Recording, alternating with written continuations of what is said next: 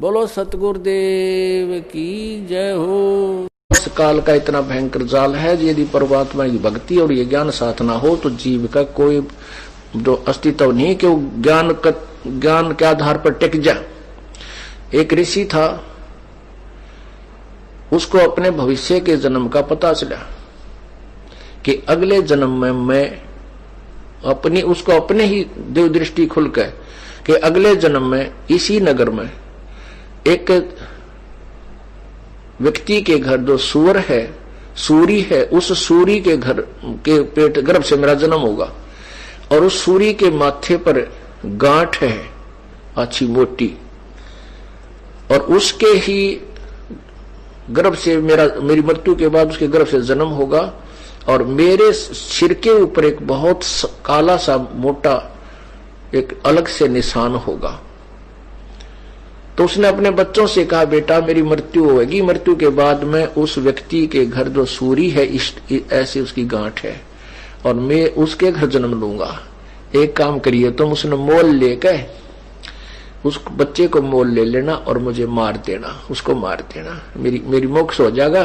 वो सूअर का जो जीवन है मेरा खत्म हो जाएगा, बहुत बुरा होगा। तो वो कहने लगे, पिताजी जैसे आप कहोगे हम वैसा कर देंगे। उन्होंने बार बार कहा, बेटा देख के तुम लालच कर जाओ, यह मेरी अंतिम प्रार्थना अवश्य करना।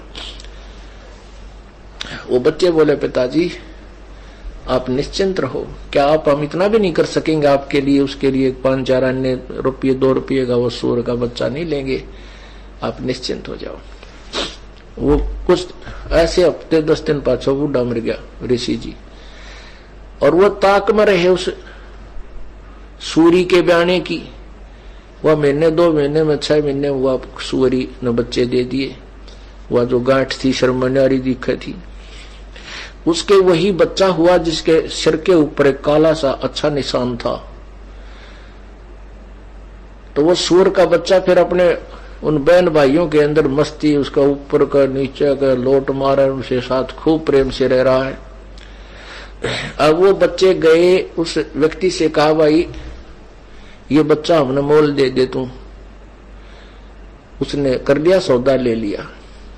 जब उन्होंने मोल ले लिया और उनने वो बच्चा उठान लग गए, वो भाग लिया, फिर पकड़ा भाग भूख के और वह कहे, पिताजी हम आपके अपने वचन को पूरा करने आए हैं। जब वो सूर का बच्चे में चेतना दे दी काल ने, वो सूर का बच्चा कहता है, भाई बेटो मुझे मत मारो, मेरे मारने से तुमने क्या मिलेगा, क्यों पाप के भागी होते हो। तो कहने लगे, पिताजी आपने तो कहा था भाई इसको मोल लेकर के मुझे मार देना। ने बोला, भाई मुझे मत मारो, मेरा दिल लग रहा है, मेरे भाई बहनों में यहाँ पर मैं ठाठ से रह रहा हूं, मुझे कोई तकलीफ नहीं, मत मारो मत। उन्होंने छोड़ दिया, भाई मत मारो, क्यों मारा, जो पाप तो वैसे पाप ही है।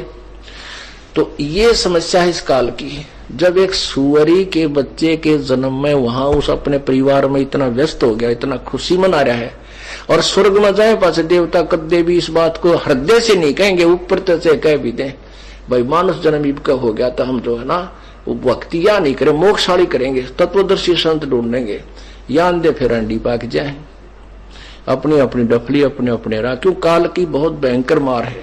तो ये वहां पर हृदय में कसक के भगवान ये तो गलत स्थान पर आगे तड़फेगा, वो एकाध ही होता है। कहते हैं उसकी वो जो मेरी प्यारी आत्मा ऐसे वहां तड़फ करेगा, उसके पास पहुंच जाऊंगा, उसको शरीर को ऑफ कर दूंगा वहीं से, देव वाले शरीर को, और उसको ले आऊंगा वहां से, फिर मनुष्य शरीर दे दूंगा। अब देखो वो परमात्मा तो हमारे लिए इतने खाड़े भरन लाग रहा और हम कति बालक की तरह उसकी तरफ परवाह नहीं कर रहे। तो पुण्यात्माओं ये बातें कहन सुन की नहीं, ये कर पाड़न की है। ये सुनकर आनंदित होने तक सीमित नहीं रखना, इनके ऊपर स्टेप बाय स्टेप अपने कदम रखने हैं। सब्सक्राइब कीजिए हमारे चैनल और प्रेस करें बेल आइकन और पाए हर वीडियो को देखने का मौका सबसे पहले।